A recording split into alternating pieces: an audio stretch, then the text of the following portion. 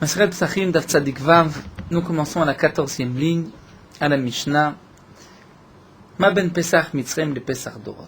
Ici la Mishnah nous rapporte les différences entre le Pesach Mitzrayim, que les Bnei Israël ont accompli en Égypte, et Pesach Dorot, le Pesach des générations qui ont suivi la Yetziat Mitzrayim. Effectivement, comme c'est marqué dans le Pasuk, dans Parashat Bo, les Bnei Israël ont sacrifié le Korban Pesach en Égypte. Ils n'avaient pas de Misbéach, comme nous l'avons vu, donc le sang n'avait pas été aspergé sur un Misbéach, sur un autel quelconque, mais sur les portes, al mezuzot, al mashkof, sur le linteau et les poteaux. Nous avons vu que les graisses du Korban Pesach avaient été consommées, comme la Gemara l'avait dit juste donc quelques lignes avant, Abaye, d'une braïta de Rav Yosef. Il n'y avait pas de digne de brûler les graisses du Korban Pesach. Malgré tout, dans la Torah, quasiment tous les dinim du Pesach Mitzrayim sont les mêmes que Pesach Dorot. D'ailleurs, on apprend le Pesach des générations, le Pesach que les Bnei Israël ont sacrifié par la suite, du Pesach d'Égypte de Mitzrayim. Malgré tout, donc, il y a quelques différences, et là la Mishnah va nous expliquer. Ma ben Pesach Mitzrayim et Pesach Dorot. Quelle différence entre le Pesach d'Égypte et le Pesach des générations? Pesach Mitzrayim, le Pesach d'Égypte, Mikrom Be'asor, il devait être acheté le 10, comme c'est marqué dans la Torah. Akadosh Baruch Hu a dit à Moshe et Aaron, Daberu el Koladat Israël est mort, le 10 du mois de ce mois-ci, du mois de Nissan, chacun prendra un agneau par maison. Donc le Korban Pesach en Égypte devait être acheté, donc être sanctifié. On devait dire le 10, ceci est pour mon Korban Pesach. Pour les générations à venir, il n'y avait pas cette obligation Miveasor, comme la Gemara nous l'expliquera. De plus, Taon Aza'a, il fallait asperger le sang du Korban Pesach, Bagudat Ezov, avec un bouquet de ces feuilles de Ezov, trempées dans le sang, et on aspergeait vers la mashkov sur le linteau, vers le shtea mezuzot et sur les deux poteaux. Venechal bechipazon, et il était mangé rapidement, un empressement, balayla echad, une nuit, alors que Pesach Dorot noé kol shiva, c'est pendant 7 jours. Nous verrons, la Gemara nous expliquera cette dernière ligne. Donc les dinim qui ont été rapportés ici, Mikrom Baasor, que le Korban Pesach devait être acheté le 10, devait être sanctifié le 10, que on devait asperger avec ce bouquet de Ezov, et sur les poteaux, donc le contour de la porte, il était mangé Bechipazon, ceci n'existait pas pour le Pesach Dorot. Et la Gemara demande Menalan d'où est-ce qu'on sait, dit-il, c'est marqué Daberu el Koladat Israël est mort. Donc Akadosh Baruch Hu s'adresse à Moshe et à Aaron, parler à toute l'assemblée d'Israël en disant Basar la Chodesh Hazeh, le 10 de ce mois, Veikru, et ils prendront un agneau pour le Korban Pesach. Puisque c'est marqué la Chodesh Hazeh de ce mois, on apprend que Zé Mikrom Basar, que c'est seulement ce Korban Pesach, le Korban d'Égypte qui était acheté le 10, Ven Pesach Dorot Mikrom Basar. Mais le Pesach des générations n'était pas sanctifié, acheté le 10, puisque le zé vient limiter, c'est seulement celui-ci.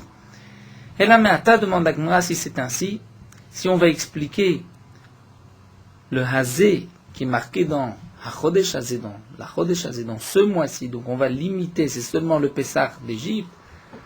Alors nous avons un autre pasuk, Vaya lachem le mishmeret adarba asar yom la Chodesh Hazeh. C'est marqué dans le pasuk que le Korban Pesach devait être gardé jusqu'au 14 de ce mois-ci. C'est-à-dire gardé, nous apprenons de là le digne de Bikour.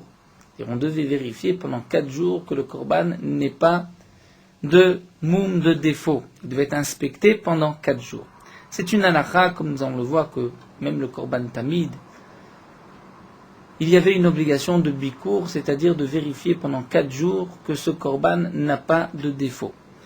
Donc cette halakha de Bikour, l'inspection du Korban, qu'on apprend de Vaya lachem le mishmeret, vous devez le garder. Et dans ce même pasuk, c'est marqué la Chodesh Hazeh de ce mois-ci. Donc est-ce qu'on va dire aussi Achiname, on dira Zé Taon Bikour Abayamim Kodem Shrita, que c'est seulement ce Korban, le Korban d'Égypte, sur lequel on devait faire le Bikour l'inspection de 4 jours avant la shrita, ve'en acher ta'un bikour, mais un autre korban, comme le korban dorot, on ne devait pas faire ce bikour, et pourtant, Vatania, nous avons une braïta ben bagbag, Omer. Ben bagbag nous dit, minaim le tamid, chez ta'un bikour, rabba yamim kodem shrita, d'où est-ce qu'on sait que même le korban tamid, à l'obligation de ce bikour, on doit inspecter le korban 4 jours avant la shrita, chez Nehemar, puisque c'est marqué dans le pasouk. Tishmeru lehakrivli bemoado. Au sujet du korban tamid, le pasouk nous dit Tishmeru, vous le garderez, lakrivli bemoado, pour me l'offrir en son temps. Vele lanu omer. Donc, puisque c'est marqué au sujet du korban tamid, le mot Tishmeru, lakrivli bemoado, vele lanu omer. Au sujet du korban pesar, c'est marqué Vayalachem le mishmeret adar baasa, vous le garderez jusqu'au 14. Donc on va apprendre Tishmeru de mishmeret, et on va dire que même dans le korban tamid, il y a ce bikour de 4 jours. C'est au sujet du korban pesar, puisqu'il était acheté le 10 et qu'il était sacrifié le 14, donc il y avait 4 jours de bikour. Malelan, donc on dira de la même manière que pour le korban pesar, taun bikour arbayamim, il fallait l'inspecter pendant 4 jours kodem shrita avant la shrita. Afkan taun bikour arbayamim kodem shrita, il fallait aussi l'inspecter 4 jours avant la shrita. C'est une halakha dans le korban tamid. Donc bien que ce korban tamid ou le bikour des générations ou des autres korbanot, il n'y avait pas d'obligation de l'acheter le korban 4 jours à l'avance. Il n'y avait pas la halakha de l'acheter le 10. Malgré tout, il faut un bikour de 4 jours. Comment ça? Puisqu'on ne l'a pas sanctifié. Donc Rashi nous explique. On pouvait prendre quelques korbanot, c'est-à-dire quelques bêtes, les inspecter pendant 4 jours et ensuite choisir une des 3 bêtes et la sanctifier et dire ça c'est pour mon korban pesar. Donc la question de la Gemara. Le bikour, vayalachem le mishmeret adar ba'asar yom, dans le même pasuk c'est marqué les chodesh hazé de ce mois-ci. Est-ce qu'on va être doresh et limité seulement au pesar d'Égypte et pas au pesar des générations puisque c'est marqué hazé? Pourtant, Ben Bagbag nous dit que même le korban tamid, il y a une obligation de bikour pendant 4 jours. Et donc, à plus forte raison, le korban pesar. Alors, la Gemara répond, Shaneatam, c'est différent. C'est différent, pourquoi? C'est-à-dire au sujet du bikour, c'est différent du din de l'achat le 10, puisque c'est marqué d'irtif tishmeru. Au sujet du korban tamid, il y a un pasouk, on apprend d'une dracha tishmeru. C'est une zerachava, a priori tishmeru, vele mishmeret, pour nous dire qu'il faut aussi pour le korban tamid un bikour de 4 jours. Ou pesar dorot nam active, au sujet du pesar de génération, c'est marqué va'avadta et avoda azot b'chodesh hazeh. Le pasouk nous dit tu feras le service, c'est-à-dire le sacrifice de ce korban b'chodesh hazeh dans ce mois-ci. Et on apprend de là shiukol avodot chodesh zeh kazeh, que tous les avodot, les services de et tout korban qu'il y avait dans ce mois-ci, dans le mois de Nissan, devait être comme ce korban pesar. Dire que le pasouk étant trop, de ce mois-là, donc on apprend de ce chodesh hazé que tout korban pesar du mois de Nissan a le même din, le même statut que le korban pesar d'Égypte. Et donc grâce à ce pasouk, de Ve'avadta et Avoda Azot, par Chodesh Hazé, on dira que tout ce qui est marqué au sujet du korban pesar d'Égypte s'applique aussi pour le pesar des générations à venir, sauf s'il y a, comme on le voit, une exception, c'est-à-dire que la Torah précise, ce din-là ne s'applique pas pour les générations à venir. Mais donc, au sujet du bikour, puisque la Torah nous l'a inclus dans Ve'avadta et Avoda Azot, que toutes les avodot, c'est comme le pesar d'Égypte, donc le pesar des générations, doit aussi avoir le bikour de 4 jours. C'est vrai que c'est marqué dans le pasuk Vayalachem le mishmeret al chodesh hazé, mais là la Gemara va expliquer que ce hazé vient nous apprendre autre chose. Et là, haou hazé le maouté, qu'est-ce que ce hazé vient nous apprendre? Il vient nous apprendre limiter, dire les maouté pesar sheni dirvate, c'est-à-dire exclure le pesar sheni, qui ressemble effectivement au pesar rishon, au premier pesar, qui est dans le même contexte un korban pesar, mais là la Torah va l'exclure du bikour de 4 jours. C'est-à-dire, pour le pesar rishon, du 14 Nissan, il y a une obligation de bikour de 4 jours, comme le pesar de l'Égypte, puisque on l'apprend du pasuk Va'avata et avoda azot bachodesh hazeh. Toutes les avodot du mois sont les mêmes. La Torah qui précise, vous le garderez jusqu'au 14 de ce mois-ci, c'est pour exclure Pessah Sheni. Pour le din de Mikro, mi be'asor, de l'acheter le 10, puisque la Torah a aussi précisé Ve'yikru, be'asor lachodesh hazeh, le 10 de ce mois-ci, vous l'achèterez, vous le sanctifierez. Donc là, la Torah exclut aussi ce din-là des Pessah, des générations à venir.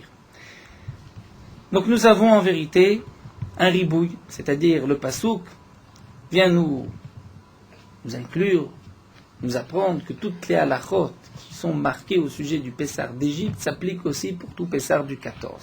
Sauf lorsque la Torah a limité, comme par exemple le din de l'achat, le 10 que nous avons vu, puisque la Torah a marqué Hazé. Alors la Gemara continue, la Me'ata. Si c'est ainsi, dirti c'est marqué va'achlu et abasar balayla Hazé. Au sujet du Pessah d'Égypte. Le pasuk nous dit, ils mangeront la viande cette nuit-là, par laïla hazé. Est-ce que là aussi on va dire le hazé, achiname de zen echal balayla ven acher nechal balayla? Est-ce qu'on va dire que c'est seulement le Pessah d'Égypte qui est mangé la nuit, mais pas un autre Pessah, c'est-à-dire que le Pessah des générations à venir ne sera pas mangé la nuit? Amarkra, la Gemara dit non, puisque le pasuk a dit va'avata et avoda. On reprend le pasuk qui nous apprend que toutes les avodot du mois de Nissan, du Korban du mois de Nissan, sont casées comme le Pessah d'Égypte.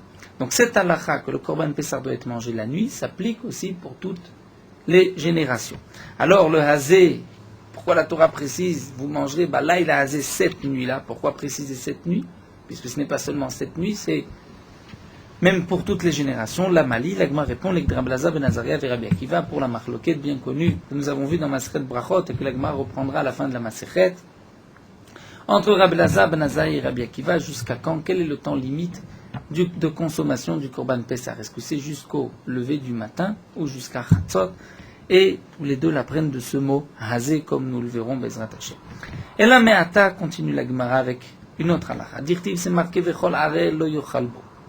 Tout homme incirconcis, Rashi nous explique, donc ce n'est pas un rachat, mais c'est un homme qui a déjà perdu 2 de ses frères à cause de la Brit Mila. La halakha est qu'on ne lui fera pas la Brit Mila.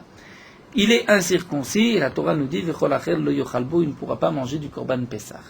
Mais lo yochal bo, il n'en mangera pas de ce Korban. Et ce pasuk est marqué au sujet de Pessah Mitzrayim. Est-ce que là aussi tu diras est-ce qu'on dira que le Harel ne peut pas manger le Pessah d'Égypte, mais pourra manger le Pessah des générations à venir? Là encore, nous dit la Gemara, marquera le pasuk a dit Va'avadta, c'est-à-dire on reprend toujours le pasuk Va'avata et avodazot bachodesh hazeh, qui nous dit que toute la avodot du Pessah de Nissan est comme le Pessah d'Égypte. Alors la question revient, il a bo la Mali, pourquoi la Torah précise bo? Il n'en mangera pas. Pourquoi lo yochal bo? Il ne mangera pas de ce korban, comme si la Torah vient préciser ce korban n'est pas un autre. L'Agma répond bo eno ochel avalu ochel bematzah ou maror.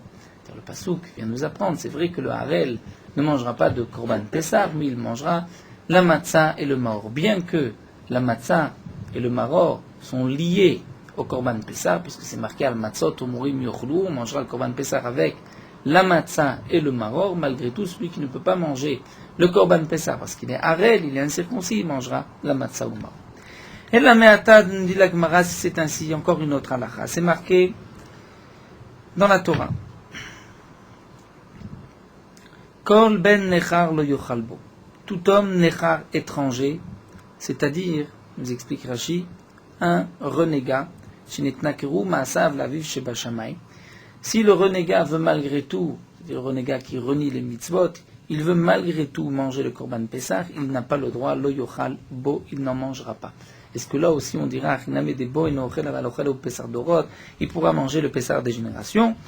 La Gemara répond à Makra Va'avadeta, du pasuk Va'avadeta, j'inclus tous les dinim pour le Pessah des générations. Alors pourquoi la Torah précise la bo la mali? Pour nous apprendre bo hamaradat poselet. C'est seulement au sujet du korban qu'un ben nechar, un renégat, n'a pas le droit de manger un korban, mais un amaradat poselet bitrouma.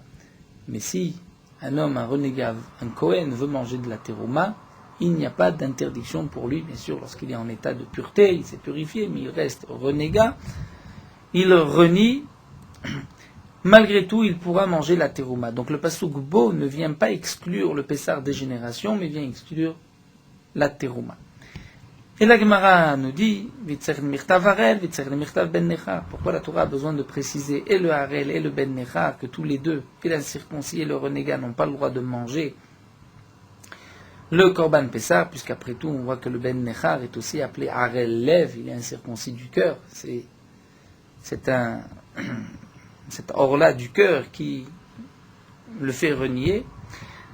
Et la Gemara explique des katavach man haaretz, si la Torah nous avait dit juste haaretz, j'aurais pu croire mishum des maïs. Il est incirconcis, donc il a la or-là, il est répugné par la Torah. Val ben nechar lo maïs, mais un homme qui est étranger, c'est-à-dire qui est renégat, il n'est pas maïs, étant donné que lui il est circoncis, mais il renie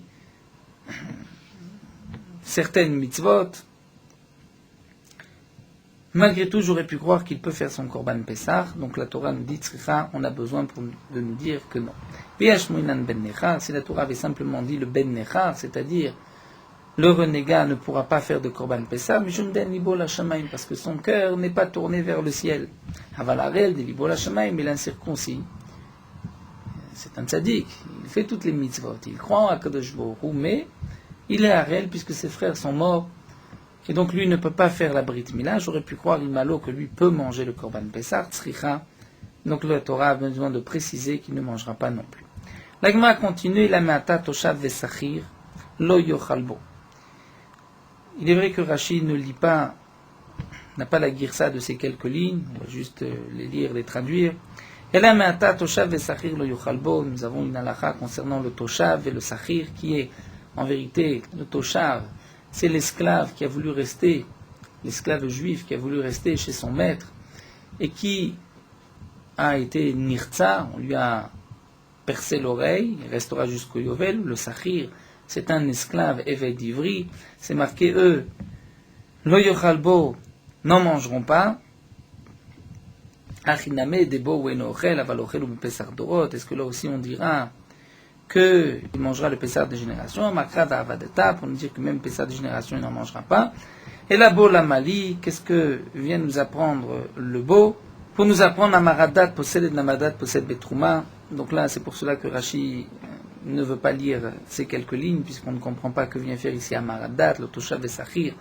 Comme l'explique Rashi, ils sont deux Israélites, deux Juifs, et donc il n'y a pas de raison qu'ils ne mangent pas le korban Pessah et tout ce passou que vient nous apprendre une autre halakha, comme c'est expliqué dans Masechet Yevamot, et donc c'est pour cela que Rashi nous dit, ces trois lignes, on ne doit pas les lire, on les saute. Et la me'ata, la Gemara continue, c'est marqué Umalta Oto Az Yochalbo. La Torah nous dit, tout esclave que tu as acheté, tu lui feras la brit mila et ensuite tu pourras manger le korban Pessah. Az Yochalbo. Az Yochalbo, de dire que lui pourra en manger, toi tu pourras en manger.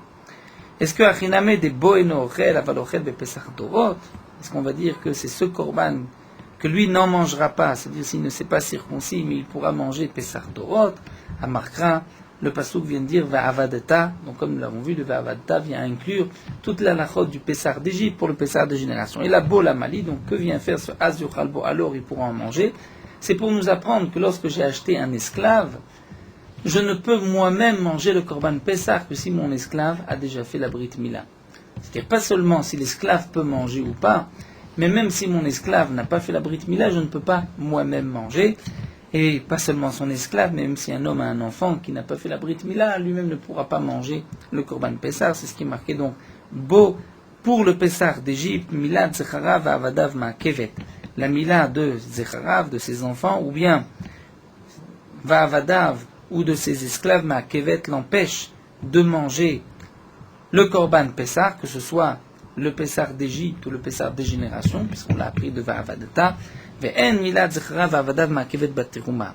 Mais la mila de ses enfants ou de ses esclaves ne lui empêche pas de manger la terouma. Donc le beau ici est aussi expliqué pour exclure cette halakha du din de terouma. Et la me'ata, la Gemara continue avec encore 2 points. 2 halachot, c'est marqué dans la Torah, Ve'etzem lo ishberubo, que le Korban Pessah en Égypte, Etsem, un os, lo yishlurubo, ne devra pas en briser. Et là aussi c'est marqué beau, donc si c'est beau, c'est peut-être seulement le Pessah d'Égypte, Achiname de Bo, no Shover, Avat Shover, Pessah Dorot, mais est-ce qu'on pourra briser les os du Korban Pessah des générations? La Gemara dit encore non, puisque Amarkra c'est marqué Va'avadata, donc du passou que nous avons vu plus haut. À la 5e des grandes lignes, Va'avata et Avoda Azot Bachodesh Hazeh, qu'on apprend que toutes les avodot du mois de Nissan, c'est comme le Pessah d'Égypte, donc pour toutes les générations à venir, il y a une interdiction de briser les os du Korban Pessah. Alors pourquoi la Torah précise Bo et la Bo la Mali pour nous apprendre ce que nous avons déjà vu, Bo Bekacher, Velo Bepasoul, que toute l'interdiction de briser les os du Korban, c'est seulement lorsque le Korban est Kacher et non pas lorsqu'il est Pasoul. Lorsqu'il a un quelconque psoul, il n'y a plus d'interdiction de briser les os. Et la Me'ata dirtiv al tochlo mimenu na, la Gemara termine avec ce dernier pasouk, c'est marqué, vous ne mangerez pas mimenu de ce korban na, donc de la viande à moitié cuite. Est-ce que là aussi on dira mimenu yata ochel avata ochel na bepesach, tu ne mangeras pas de la viande à moitié cuite du Pessah d'Égypte, mais tu pourras manger du Pessah des générations à venir, même de la viande à moitié cuite.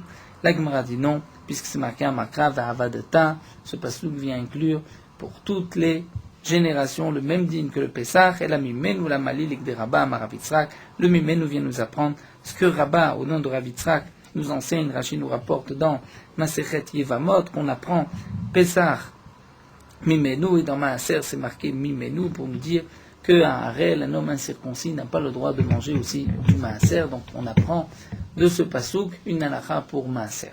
Donc ce que nous avons vu ici, c'est que bien que dans le Pessah d'Égypte, la Torah nous ait donné état de halachot concernant le Pessah, et que la Torah précise Bo ou Mimenu de ce Pessah, en vérité nous avons un pasouk qui vient nous dire par la suite que pour toutes les générations à venir, le Korban Pessah a le même digne que le Pessah d'Égypte. Malgré tout, comme nous l'avons vu, il y a une seule halakha, un seul point sur lequel la Torah précise, c'est seulement pour le Pessah d'Égypte, c'est Mikro Mibeasor, c'est l'obligation de l'acheter le 10.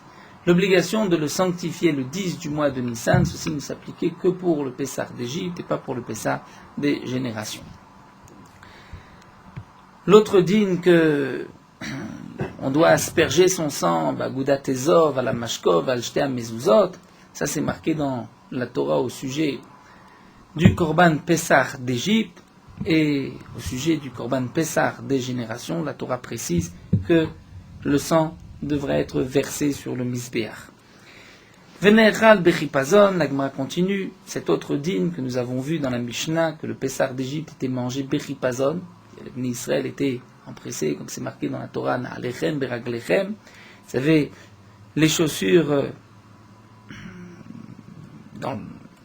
les pieds dans les chaussures, et il devait être mangé Bechipazon. Maintenant, d'où est-ce qu'on sait que ceci ne s'applique que pour le Pessah d'Égypte? D'amakra, la Torah dit, Vachalte moto Bechipazon, vous le mangerez en vitesse.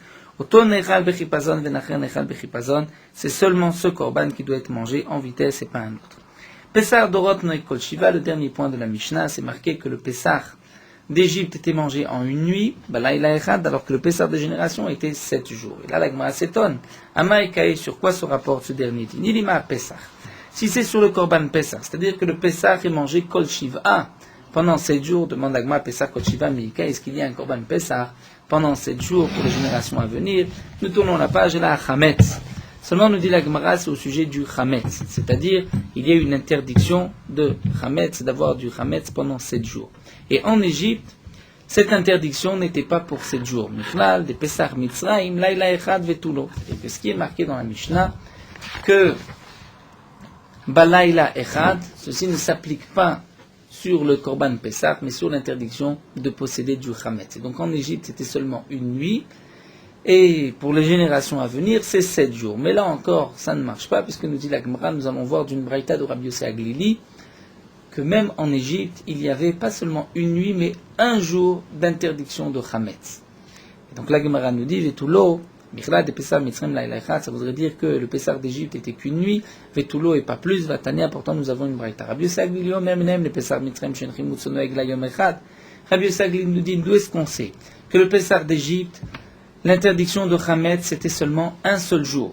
Talmud Lomar, le pasuk nous dit Velo yachel chametz, et juste après Hayom atem yotzim bachodesh aviv, vous sortez aujourd'hui bachodesh aviv dans le mois du printemps. Bien que ce Hayom atem yotzim ne se rapporte pas sur le pasuk précédent, malgré tout il y a une dracha.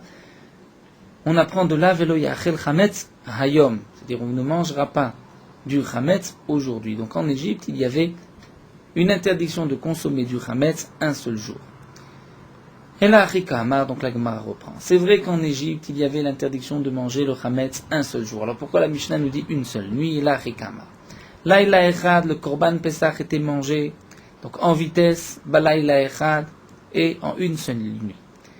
Mais c'est vrai que ce din de Laïla Echad ou din le Pesach Dorot pour le Pesach des générations à venir, il y avait aussi le même din que le Pesach était mangé seulement la nuit, et seulement cette nuit-là. Toute la nuit. Vechimutso kolayom, et donc il faut rajouter dans la Mishnah qu'en Égypte, l'interdiction du chametz c'était toute la journée, et là la Mishnah termine, au Pessar Dorot, no Kol Shiva, alors que le Pessar des générations c'était pendant 7 jours. Nous allons commencer une nouvelle Mishnah, Amar Rabbi Yeshua, qui va nous parler du din de Tumura. Nous allons donc terminer le 9e Pérec avec quelques détails du Korban Pessah, et ensuite nous commencerons le 10e Pérec qui est le Pérec du Seder de Pessah. La Mishnah va nous parler du din de Tumura. Tumura, comme c'est marqué dans la Torah, lorsqu'un homme prend une bête, un korban, ola, shlamim, khatat, ou même un korban Pessah, et qu'il va prendre à côté une autre bête, choulin, profane, qui n'a aucune kedusha, il a l'interdiction de dire zo tumurat zo, c'est-à-dire que cette bête, choulin, est à la place tumura de la bête qui est kadosh. C'est un lave de la Torah. Lo yamir oto. Tov bera ora betov. Que la bête choulin soit meilleure que la bête déjà kodesh, ou bien qu'elle soit moins belle, la Torah nous l'interdit. Malgré tout, la Torah rajoute Ve'aya hu utmurato iye kodesh. Si un homme malgré tout transgresse cette première interdiction de la Torah et rend la bête tumura, la Torah dit la tumura sera kodesh et le korban restera aussi kodesh. Donc nous avons maintenant 2 korban ola. Dans certains cas, comme par exemple un korban khatat, nous avons une halakha, le Moshe Misinaï, que tumurat khatat meta. Il faut la tuer. Si un homme prend un korban khatat, qui prend une autre bête à côté et qui dit zo tumurat zo, la tumura d'un korban khatat doit être tuée. Meta. Pour le korban hacham, yireachi istaev, c'est-à-dire il faudra laisser la tumura dans les prés jusqu'à ce qu'il y ait un moum sur cette bête. Ensuite on vendra la bête et on achètera un autre korban à la place. Il y a dans un korban ola, dans un korban shlamim, une autre halakha, c'est que la bête elle-même pourra être offerte sur le misbéach en tant que korban shlamim ou en tant que korban ola. Et là nous allons voir le din du korban Pesach. Rabbi Yeshua nous enseigne, Shamati, j'ai entendu, chez Tmurat Pesach Kreva, que la Tmura d'un korban Pesach, parfois Kreva, on va elle-même la sacrifier, l'offrir en tant que korban shlamim, puisque comme nous l'avons déjà vu plusieurs fois, le korban Pessah se transforme dans certains cas en korban shlamim. C'est-à-dire lorsque j'ai désigné une bête pour mon korban Pessah, mais que avant la fête de Pessah, cette bête a déjà atteint l'âge d'1 an, donc la bête, le mouton, ne peut plus servir pour le korban Pessah. C'est un Pessah chez Avra Shenato. Son année est passée. Le din est que ce korban devra maintenant être sacrifié en tant que korban shlamim. De même, motar à Pessah, lorsqu'il reste de l'argent, j'avais désigné une certaine somme pour mon korban Pessah, il me reste de l'argent, cet argent servira pour un korban shlamim. Nous avons donc des tas de cas où le korban Pessah devient un korban shlamim. En particulier, par exemple, un korban qu'on a perdu, qu'on a ensuite retrouvé, ce korban deviendra shlamim. Nous dit ici Rabbi Yeshua que si un homme a fait Tmoura d'un Korban Pessah, il a pris une bête profane, il a dit à Rezo Tmoura Zo, parfois cette Tmoura va elle-même être sacrifiée comme Korban Shlamim, Korban Pessah, c'est sûr que non, mais comme Korban Shlamim, et parfois, Tmurat Pessah Enakreva, on ne pourra pas offrir cette même bête en tant que Shlamim, mais on devra attendre que la bête ait un défaut, ensuite la vendre, et avec cet argent acheter un Korban Shlamim. Et nous dit Rabbi Yoshua, Ve'en li lefaresh, je ne peux pas expliquer dans quel cas on offrira la Tmura elle-même en tant que Korban Shlamim, et dans quel cas c'est sa valeur qu'on utilisera pour un Korban Shlamim. Amar Rabbi Akiva vient expliquer. Ani afaresh, je vais expliquer, dit Rabbi Akiva. En vérité, nous dit Rabbi Akiva, tout dépend à quel moment on a rendu cette bête Tmura. Rabbi Akiva nous dit à Pessah, Shenimtsa Kodem Shritat à Pessah. Un Korban Pessah qu'on a trouvé avant d'égorger le Korban Pessah. C'est-à-dire, un homme ou un groupe a désigné un Korban Pessah. Ensuite, ils ont perdu ce Korban. Ils cherchent le Korban, ils ne le retrouvent pas. Le temps passe, il faut malgré tout faire le Korban Pessah. Ils vont acheter en commun une autre bête, la sanctifier comme Korban Pessah. Ils vont prendre cette deuxième bête, la sacrifier comme Korban Pessah. Quelque temps après, ils ont trouvé le premier. Quel est le statut du premier Pessah? Il deviendra Shlamim. Il peut y avoir deux cas. Ou bien que ce Korban Pessah qui a été perdu, a été retrouvé avant la shrita du deuxième, ou bien on l'a retrouvé après la shrita du deuxième. Et il peut y avoir aussi dans la Tmura du Korban Pessah deux cas. Ou bien, en parlant de ce Korban Pessah qui a été perdu et qui a été retrouvé, mais qu'entre-temps, on a déjà désigné un autre Korban Pessah, donc le deuxième sera sacrifié en tant que Korban Pessah, le premier qui a été perdu et retrouvé ne sera pas Korban Pessah.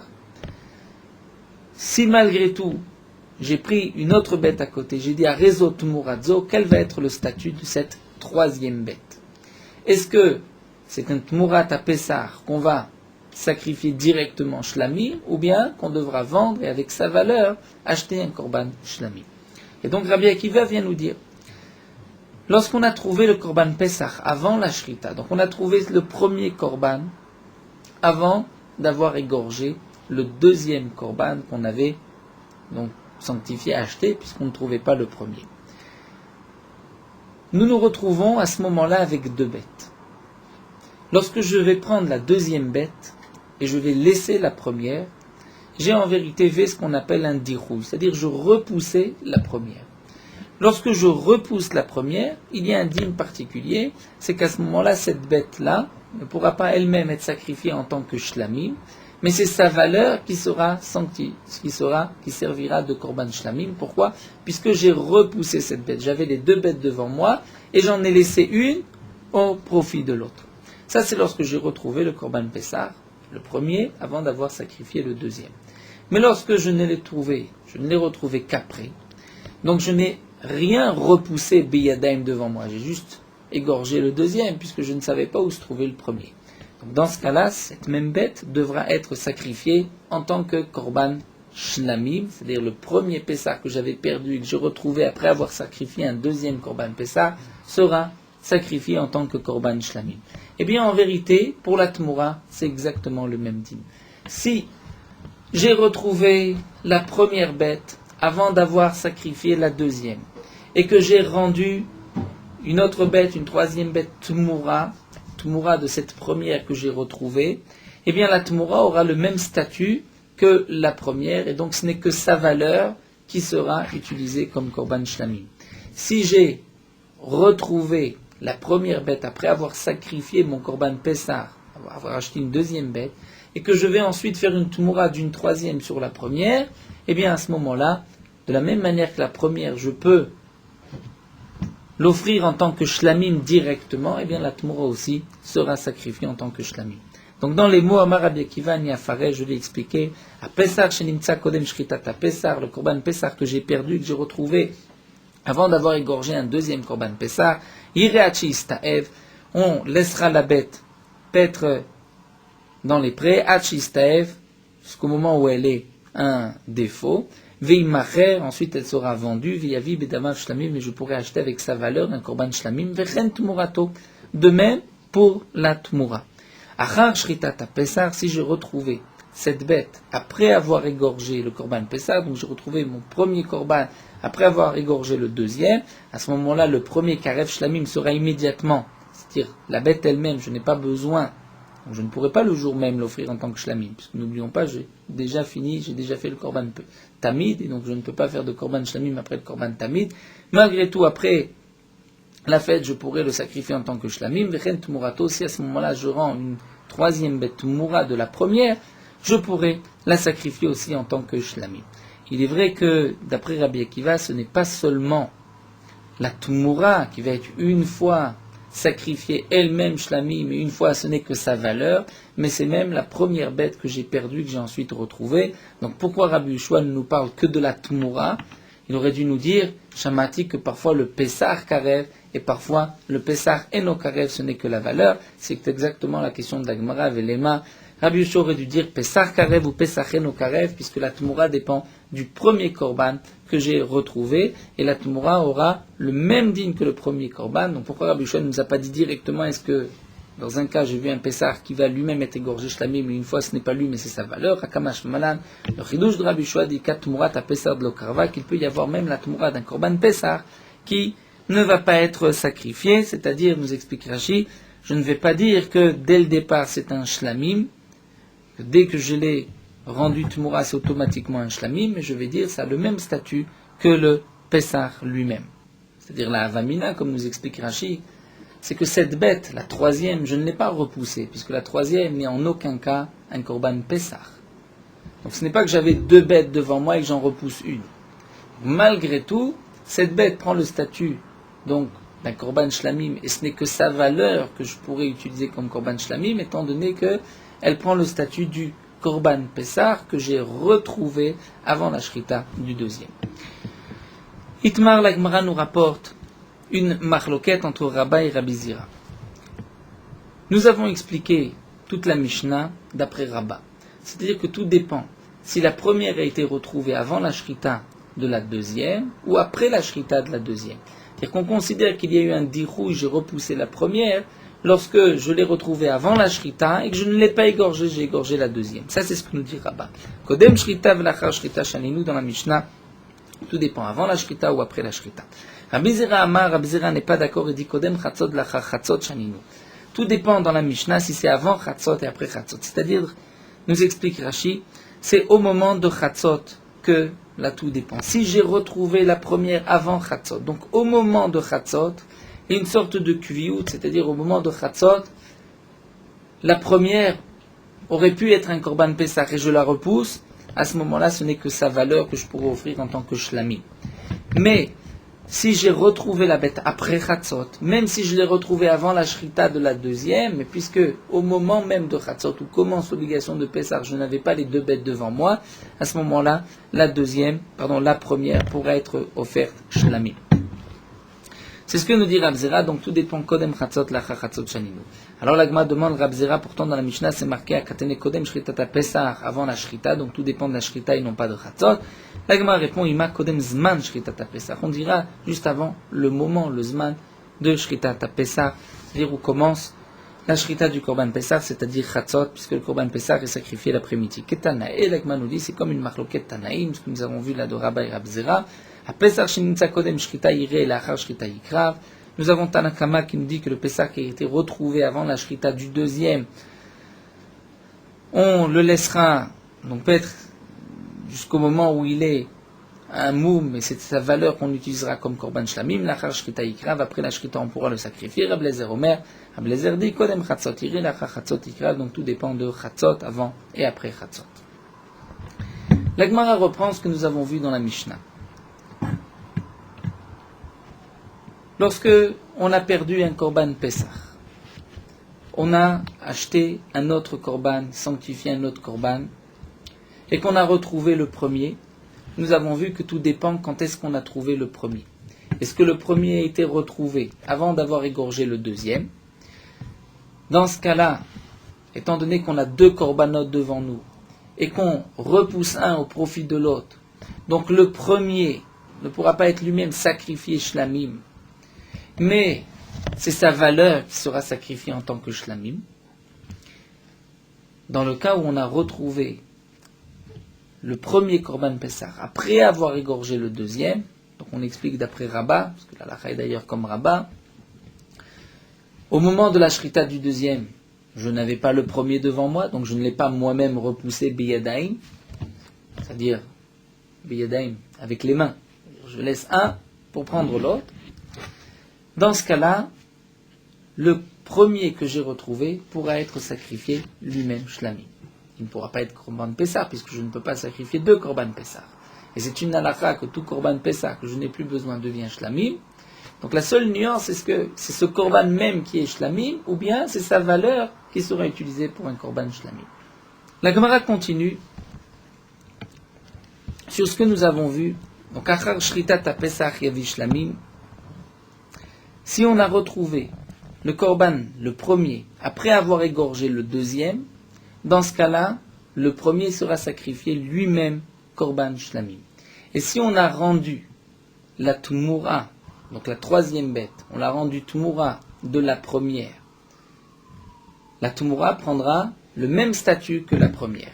C'est-à-dire, dans un cas, la Tmoura elle-même sera sacrifiée Shlamim, dans l'autre cas, la Tmoura elle-même ne sera pas sacrifiée Shlamim, mais c'est seulement sa valeur.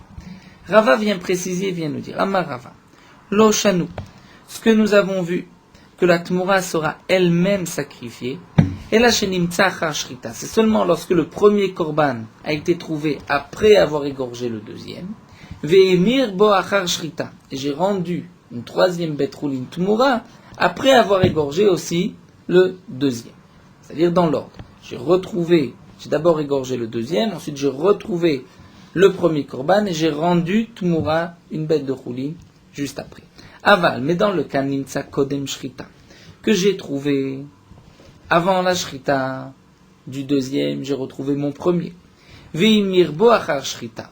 Mais la Tmoura, je n'ai fait la Tmoura qu'après la Shrita du deuxième. Eh bien, dans ce cas-là, Tmourato Mikowar Kdusha Truya Kate. Bien que ici la Tmoura ne s'est faite qu'après avoir égorgé le deuxième, et donc au moment où j'ai égorgé le deuxième, il n'y avait pas de Tmoura. Cette troisième bête n'était même pas encore sanctifiée, elle n'avait aucun rapport avec les korbanot.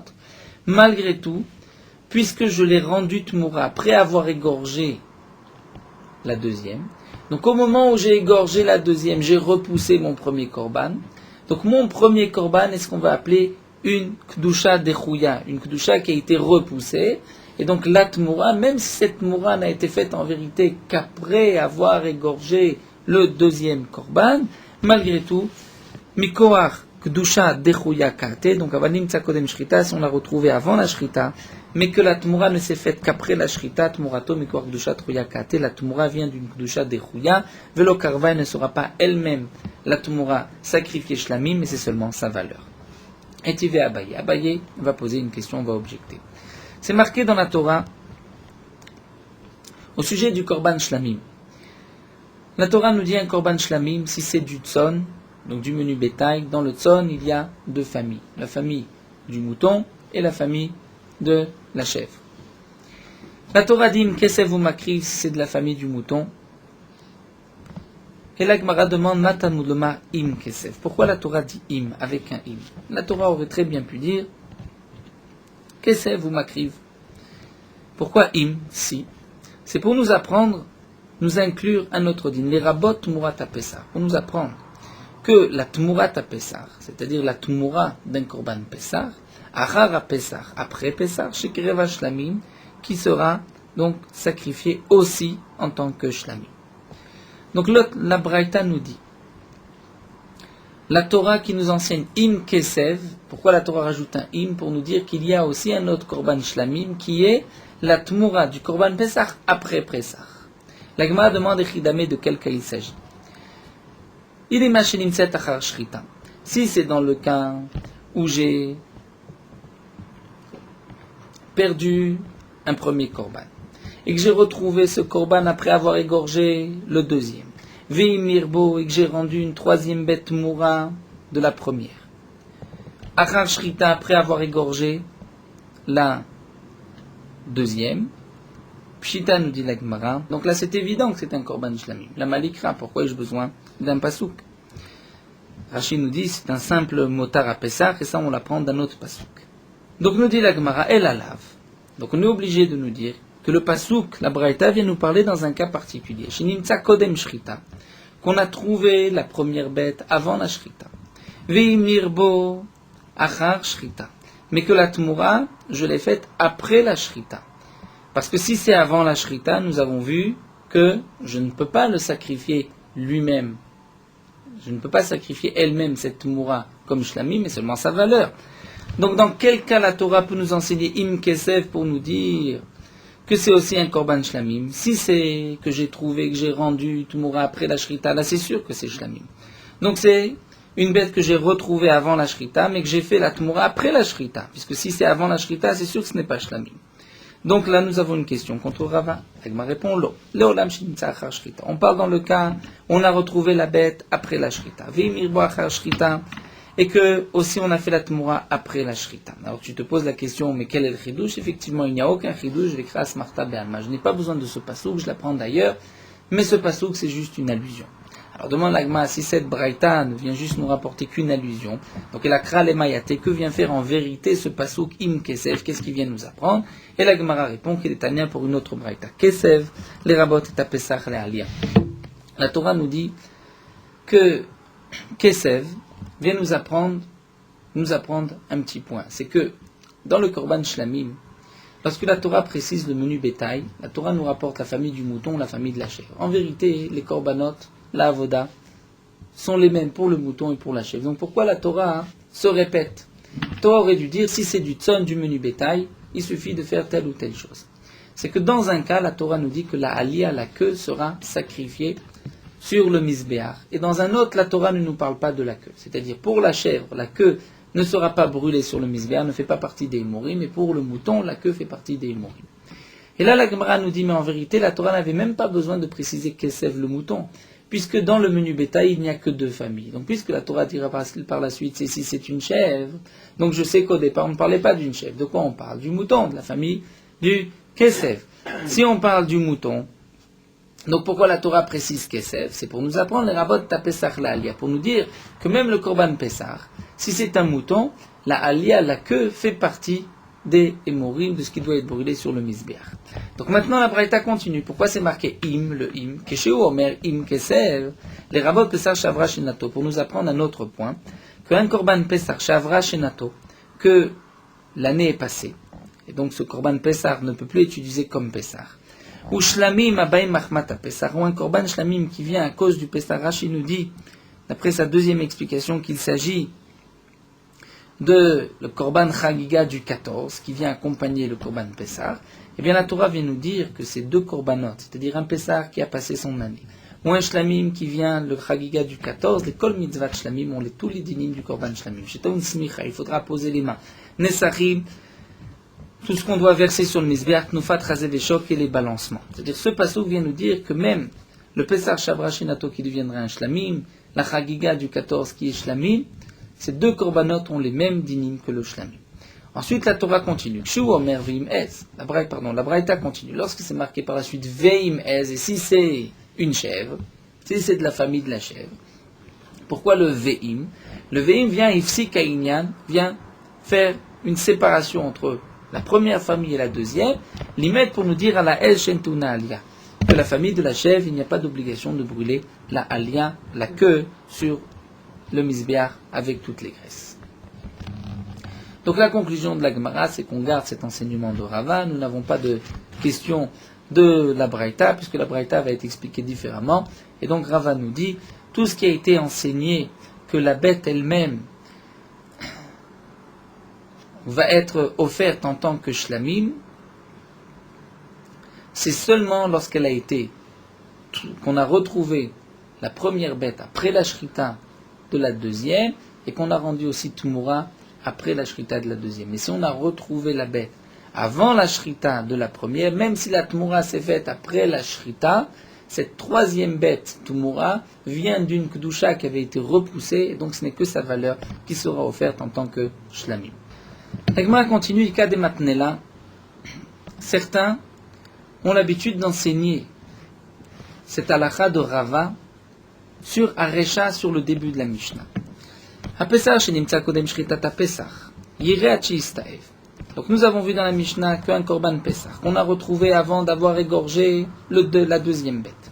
Yireh Chistaev, la première bête, sera mise de côté jusqu'au moment où elle va recevoir un moum, vimacher, on la vendra, via une mafshlamim, et on achètera avec sa valeur un korban shlamim, vechen tmurato, de même pour la tmura. Le din est le même que la tmura, ce n'est pas la bête elle-même qu'on offrira en tant que shlamim, mais sa valeur. Amar Rava, et là Rava vient préciser, et vient dire, donc à ce moment-là, le contraire. Lo shanu la shenimtza kodem shrita vemir bo kodem shrita. Dans quel cas, la tmura elle-même ne va pas être sacrifiée, mais c'est la valeur qui sera utilisée comme shlamim, c'est seulement lorsqu'on a retrouvé la première bête avant la shrita, mais que la tmura s'est faite aussi avant la shrita. Val nimtza kodem shrita vemir bo achar shrita. Mais si la tmura s'est faite après la shrita, même si on a retrouvé la première avant la shrita, de la deuxième, tumurato kreva shlamim, la troisième bête sera offerte shlamim. Pour quelle raison? Maitama, ki kava shrita, mided chazele, mided lo chazele lo kava. Au moment où je vais égorger la deuxième bête, je n'ai à ce moment-là que la première que j'ai retrouvée, mais la troisième, je n'ai pas encore rendu tmura. Donc quelle est la bête que j'ai repoussée? C'est la première que j'avais, la tmura. Je ne l'ai pas repoussée puisqu'elle n'existait pas, elle n'était même pas sanctifiée, je ne l'ai pas encore rendue tmura. Donc c'est pour cela, nous dit Rava, que lorsque j'ai d'abord retrouvé la première, j'ai égorgé la deuxième. Donc c'est vrai que la première, je ne pourrais pas la sacrifier shlamim, mais seulement sa valeur. Mais si, après avoir sacrifié la deuxième, je rends une troisième bête tmura de la première, dans ce cas-là, cette troisième bête pourra elle-même être offerte en tant que shlamim. Et Tivé Abaye va objecter. C'est marqué Imkesef. On reprend la Braïta.